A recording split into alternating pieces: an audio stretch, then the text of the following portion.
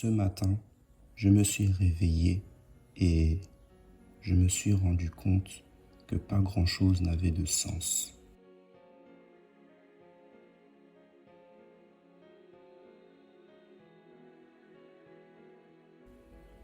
Alors je suis sorti et je voulais réfléchir, me poser les réelles questions.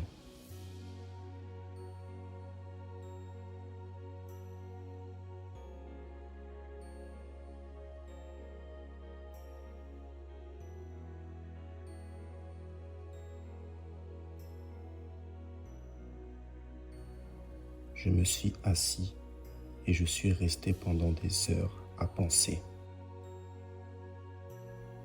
Quel est le but de mon existence? Y a-t-il un but pour cette vie? Je souffre tellement que je ne sais pas si je devrais réellement vivre.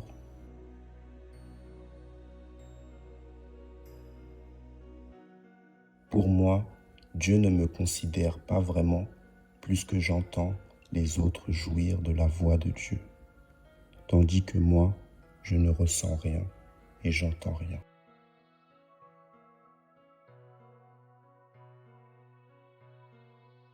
Tu l'entends, toi?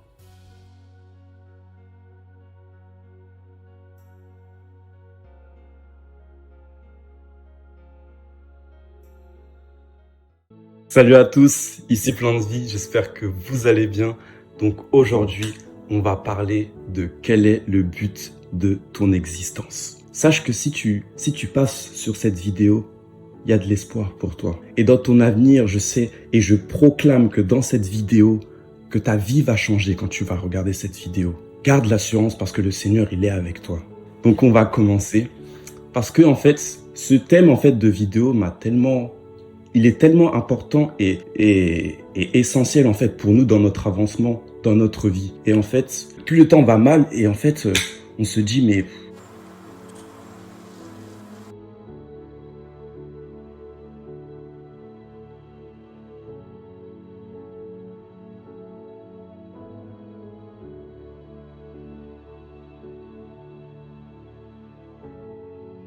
qu'est-ce qui se passe? C'est quand je vois tout ça, c'est comment ça se fait? Je suis là quand il y a des choses chaotiques qui se passent dans ce monde et moi je suis là et je peux pas me rendre utile pour vraiment aider le monde. On a vraiment tendance à se dire ça parce que plus le temps avance, c'est bon. Dans la Bible, on sait très bien ça va aller de pire en pire. Mais je vais parler de notre but, de notre existence, parce que notre Créateur nous a façonnés. Même quand on n'était même pas dans le ventre de notre mère, il avait déjà tout écrit dans son livre. Chacun des noms auxquels il a mis naissance sur cette terre, on a tous quelque chose. On a tous quelque chose à faire dans ce monde et parler de lui. Et vraiment glorifier son nom parce que il est bon et il est puissant pour ta vie surtout. Ne t'inquiète pas parce que toutes ces questions que tu poses, c'est normal. Parce qu'en fait, déjà, tu veux donner un sens à ta vie et tu veux avancer. Qu'importe les situations, tu veux avancer dans ta vie parce que ces questions, ils ne viennent pas pour rien.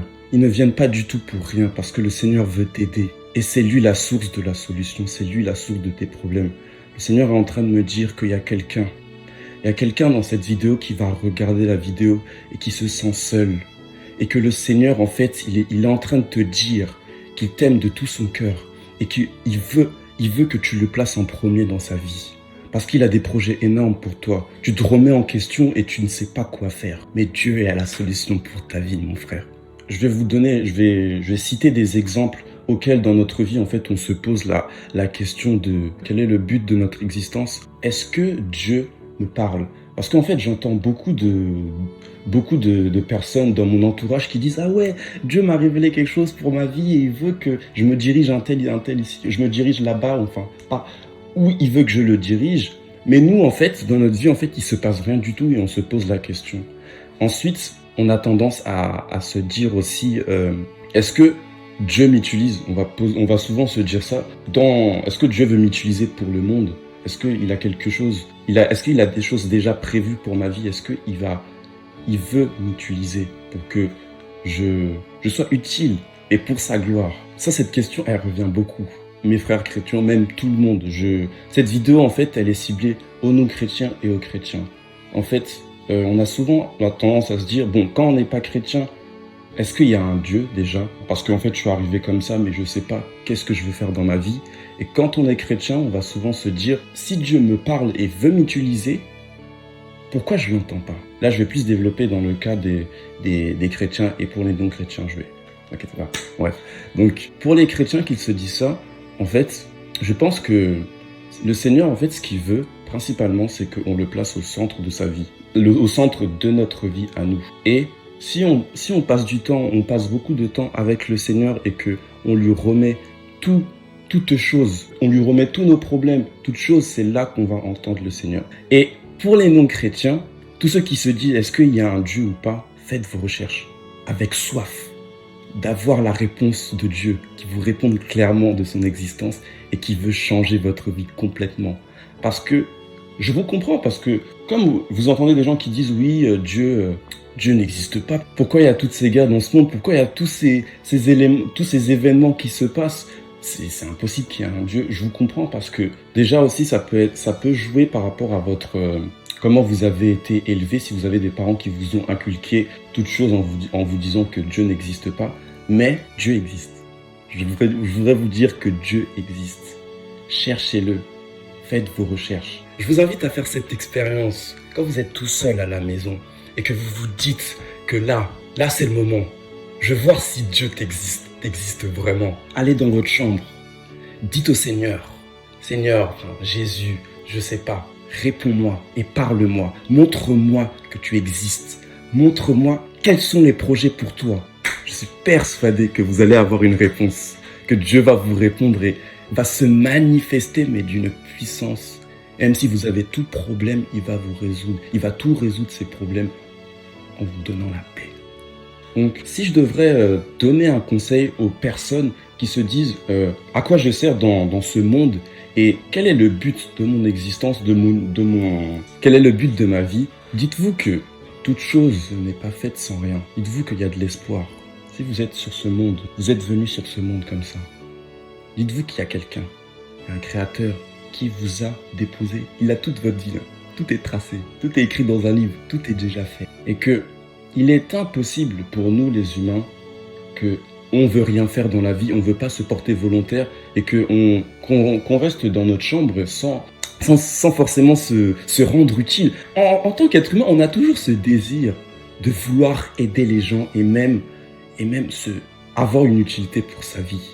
Mais je vous invite à développer ça en remettant à Dieu, en le cherchant vraiment avec un cœur, puisque Dieu, il regarde les cœurs. Il regarde ton cœur. Si ton cœur est en mauvaise santé, qu'il est sombre, il est avec toi, mais il va te changer.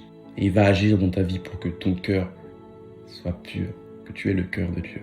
Donc, toutes ces personnes qui regardent ma vidéo, qui sont devant leur écran, qui entendent mes paroles, qui se remettent en question en se disant, mais qu'est-ce qui se passe? Mais en fait, il y a vraiment quelque chose. Mais moi, en fait, je suis convaincu que je ne sers à rien, en fait, dans cette vie. Dites-vous qu'en fait, l'ennemi, il joue sur tous les points. Il veut vous détruire. Il veut qu'en fait, cette pensée de la positivité, je sais pas si ça se dit, mais la positivité que vous avez en vous, il veut vous l'enlever. Il veut toujours en fait vous faire chuter. Il veut vous faire tomber. Il veut que votre avenir ne soit pas tracé à ce que Dieu a promis pour vous. Il veut toujours en fait vous détruire. Et lui, c'est son but.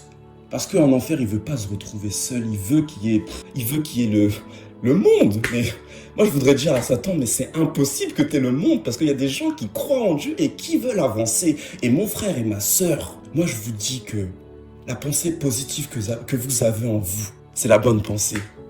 Méditez-la. Apprenez à vraiment comprendre cette pensée et à vous dire que c'est Dieu qui vous parle et qui se dit, il est temps pour vous de vous réveiller. Et je veux vous bouger. Et tous les projets que j'ai pour vous, ils vont s'accomplir. Et ne baissez pas les bras parce qu'il y a l'ennemi qui est là. Et lui veut vous faire chuter. Gardez ça en tête que Dieu, en fait, il est là pour vous. Il est là pour nous tous, même tous ceux qui ne croient pas en lui. Lui, il croit en vous. Et il veut que vous avancez dans votre vie. Il ne veut pas que vous vous fassiez déstabiliser par le diable. Et le diable, lui, il veut faire chuter tout le monde. Que ce soit les pasteurs ou quoi. Tout le monde a ses épreuves. Et lui, il joue sur tous les petits coins. Mais je te dis, je vous dis, mes frères et mes sœurs, le diable a perdu. Parce que Jésus-Christ a tout pris à la croix. Il s'est sacrifié et son sang a été versé. Repentez-vous. Repentez-vous. quand vous vous répandrez, toutes les choses mauvaises que vous avez fait dans votre vie et même toutes les choses que vous avez vécues dans votre existence. Par exemple, que ça soit des violations conjugales ou tout le temps on vous sort vos côtés négatifs dans votre vie. Quand vous aurez pris la décision de vous repentir, sachez que Dieu va transformer votre vie.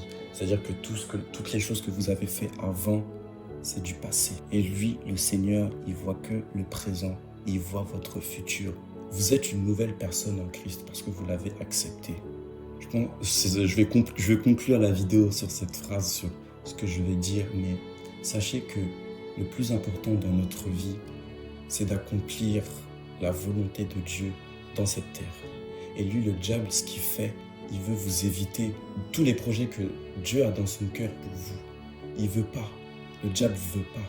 Il veut tout le temps vous faire chuter, vous faire tomber, vous dire que vous êtes nul, vous dire qu'il n'y a pas d'avenir pour toi.